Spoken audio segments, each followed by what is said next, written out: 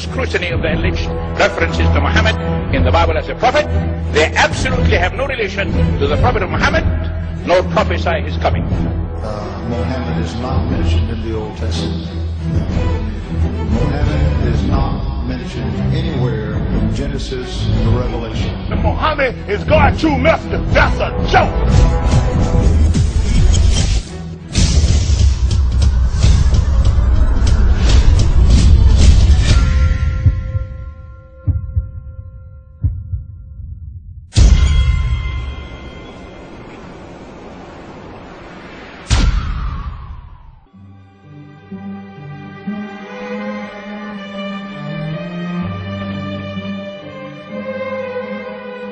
Lo, we inspire thee as we inspired Noah and the prophets after him, as we inspired Abraham and Ishmael and Isaac and Jacob and the tribes, and Jesus and Job and Jonah and Aaron and Solomon, and as we imparted unto David the Psalms.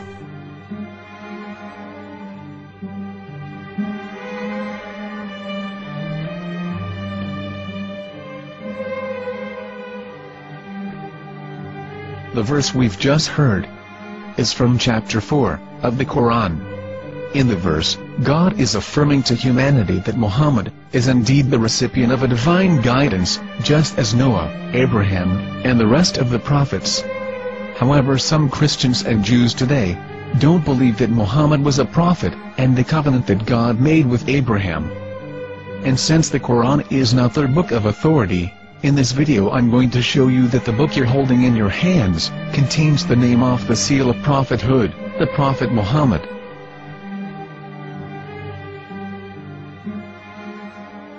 As known, the Old Testament was preserved in the Hebrew language.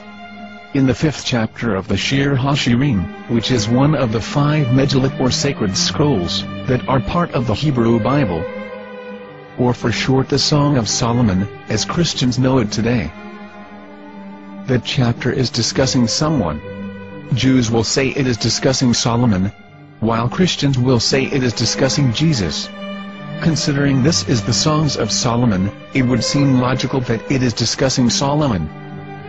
The verses, describing this mystery man, have the narrator's speech conjugated in the feminine, meaning it is a woman who is describing this man. So it is possible that it is one of Solomon's wives discussing her husband Solomon. However, Christians assert that Jesus is being discussed, and that the chapter is describing a man who was not yet alive at that point. A prophecy.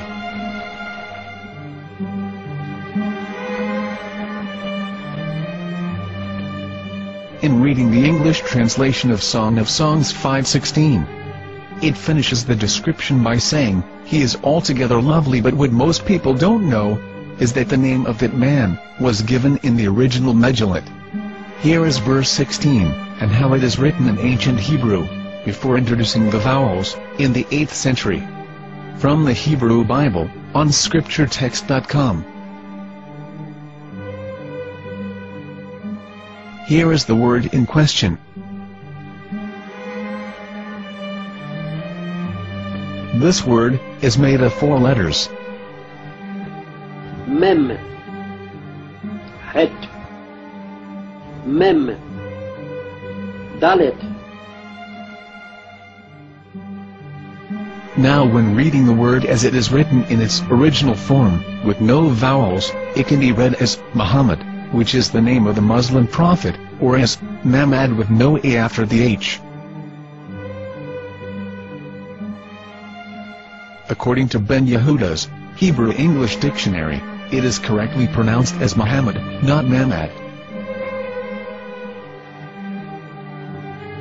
So how we're going to know for sure if it's pronounced as Muhammad, the Muslim prophet, or as Mamad, a random Hebrew word? The only way is to give the verse to a rabbi, and say to him, "Please read." Here is the Song of Songs 5:16, and how it is read by a rabbi from a Hebrew Jewish site. Please notice, the im in Hebrew is a plural of respect. חיכו ממתקים וכולו מחמדים, זה דודי וזרעי בנות ירושלים. חיכו ממתקים וכולו מחמד, מחמד, מחמד, מחמד, מחמד, מחמדים. זה דודי וזרעי בנות ירושלים.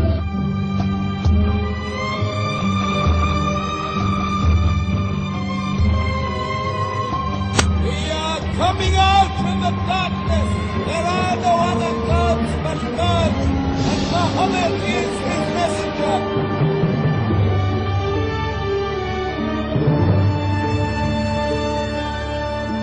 Let the world hear! חיקו ממתקים וכולו מחמדים, זה דודי וזרעי בנות ירושלים. חיקו ממתקים וכולו מחמד, מחמד, מחמד, מחמד, מחמד, מחמדים, זה דודי וזרעי בנות ירושלים.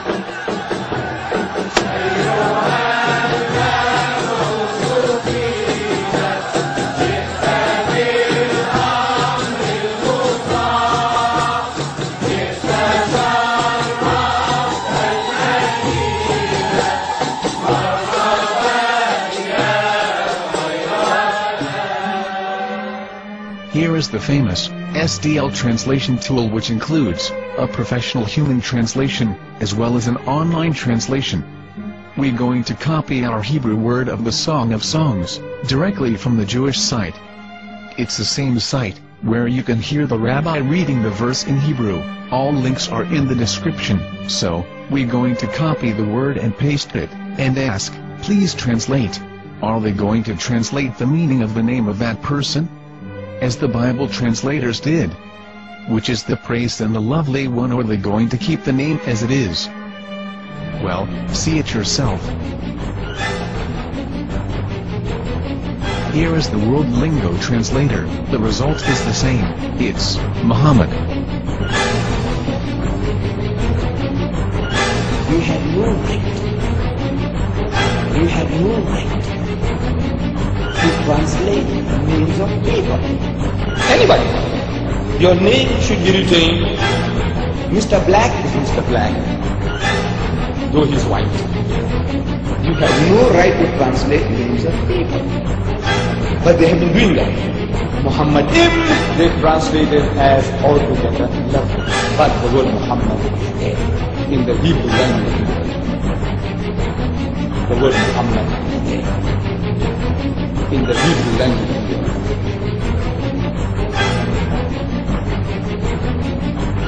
I will tell you a story from my own personal experience. Years ago, I used to spend every Sunday afternoon in a place called Speaker's Corner. And in my years down there, I got to know a Jewish rabbi. He was a very nice man. He used to listen to me, and he was always very polite and talked about Islam in a very nice way. And one day, during one of our conversations after some years, I thought that it was about time I should invite him to Islam.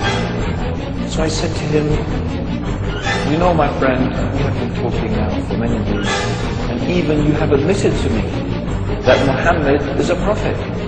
So why then do you not embrace Islam? He said to me, we Jews will never change our religion. I said, but half of the rabbis of Medina became Muslim. He said, that is true, but still, we Jews never change our religion. I thought, what can I say to him? He looked at me and said, listen to me, my friend. God sent to us a prophet Moses, and we didn't even listen to him.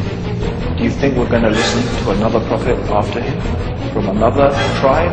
From another people? When he said that, I had nothing left to say. He knew that Muhammad was a prophet. In fact, another rabbi also came up to me and he said to me, we know Muhammad is a prophet, and he quoted to me a passage from the Bible.